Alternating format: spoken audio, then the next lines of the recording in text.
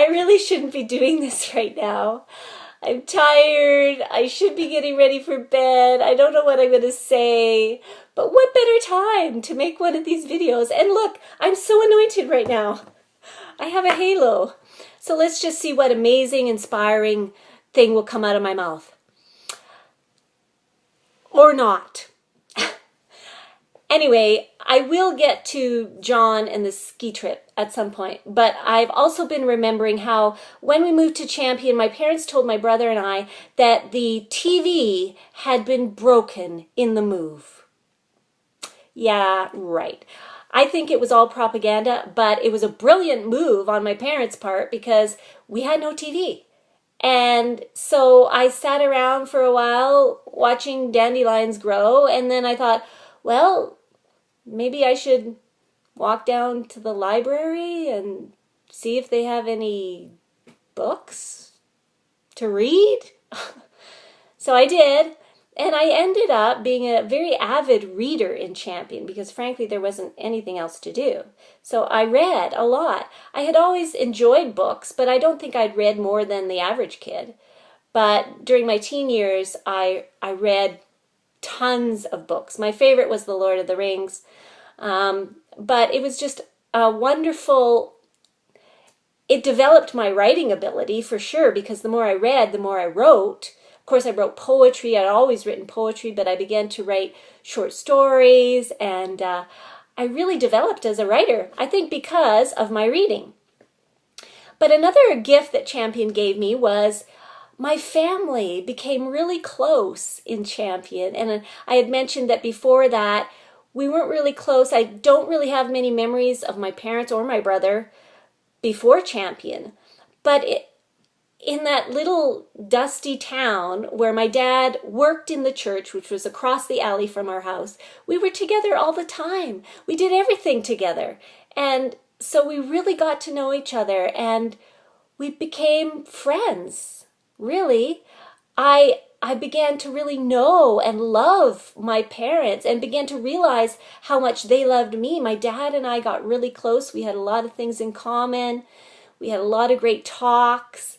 I remember knocking on my parents' bedroom door late at night, and when they were just about ready to go to sleep, and I was just ready to talk. And I'd go in and sit at the end of their bed and talk about whatever was on my heart, and they would listen and smile and nod, and eventually I'd get the point that they wanted to go to sleep, so I'd go back to my bedroom, but my bedroom was like about 3 feet from their bedroom. And it just was a wonderful gift.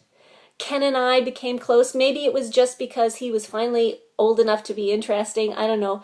But we did a lot together. We were weird together, and had a lot of fun. We'd build these forts in the living room with blankets and pillows, and decorate the inside with a lot of knickknacks that my mom had from India. And then I'd go in and I'd read Narnia to my brother. I remember we'd put on these big coats of my dad's, and whenever there was a windstorm that came through Champion, which was, like every second day, we'd go out with these big coats on and we'd play birds and we'd let the wind blow us around, and it was great. I loved it. I so appreciate the fact that God gave me my family during those years in a very special way that marked me and shaped me for the rest of my life.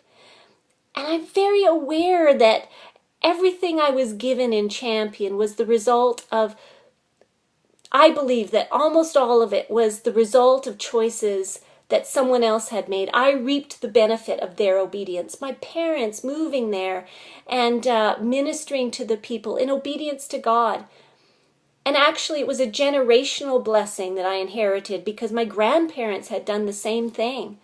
And so I reaped the benefit of their obedience. And I just think that that's so amazing. And we see that all the time in a negative sense. Someone else's choices affects us negatively. And it's not fair because we didn't do anything to deserve it. but we're just reaping what someone else has sown. And we're going through something, not necessarily because of choices we've made. Many times it's because someone else has acted, has chosen in a certain way, and everyone around them reaps their disobedience. It's heartbreaking.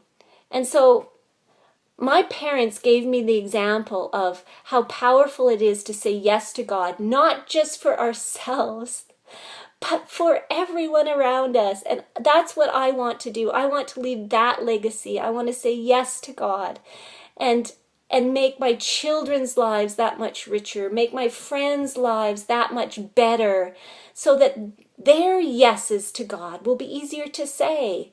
Yes, may it be so. May I leave that legacy for others.